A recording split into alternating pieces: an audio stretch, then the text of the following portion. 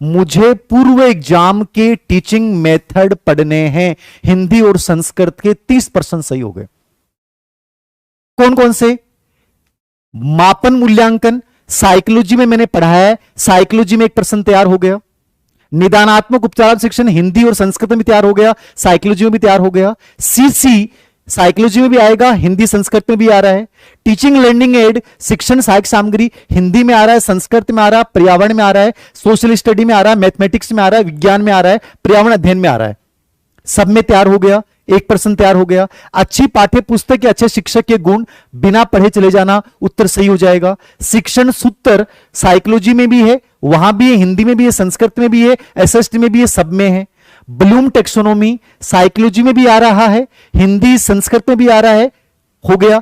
उपलब्धि परीक्षण achievement test की वस्तुनिष्ठता, विश्वसनीयता, वैधता, व्यापकता साइकोलॉजी में भी 100% आएगा, वहां भी आएगा। मतलब सिर्फ गिनती के 5-7 टॉपिक पूर्व एग्जाम के क्वेश्चन पेपर निकाल ले, पूर्व एग्जाम के क्वेश्चन पेपर के एक्स्ट्रा समय बचता है, इनको पढ़ के चले जाओ।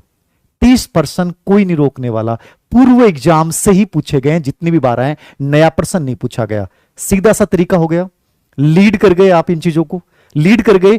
30% मतलब कि यहां आप लीड कर रहे हैं, बाकी बचे 30% हिंदी और संस्कृत के विषयों के। ठीक है, तो हिंदी में अपने को पता है समास से आना है, संधि से आना है, प्रत्यय से आना है, उपसर्ग से आना है। ये 4-5 टॉपिक भी पढ़ लो, 6-7% यहां से आ जाएंगे हिंदी में। बिना पढ़े जाओगे तो भी सही कर दोगे। मैं देख रहा था विलोम के उनके शब्द, सही वाक्य रचना, बिना पढ़े जाओगे तो भी सही कर दोगे गद्यांश वालों से। इतना वर्कलोड क्यों ले रखा है, इतना प्रेशर क्यों ले रखा है?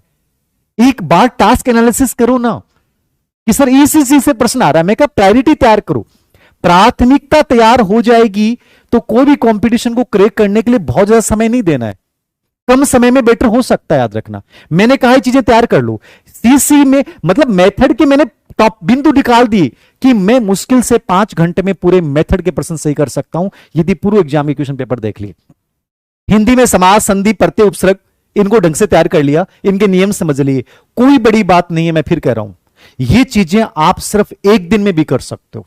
एक सब्जेक्ट को संस्कृत में उच्चारण स्थान, मायसो, समय स्थान, स्वर, व्यंजन, उपसर्ग, इनको ढंग से देख लिया, इनसे प्रश्न डेफिनेटली आएगा। मतलब कहां से प्रश्न लगातार आ रहा है, उन टॉपिक्स को शानदार तरीके से तैयार करो।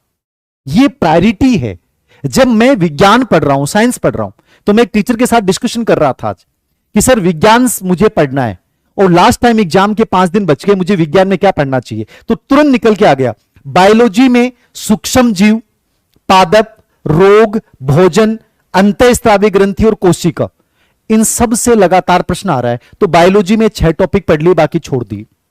फिजिक्स में प्रकाश, ध्वनि, बल, कार्य, सौरमंडल, इनमें से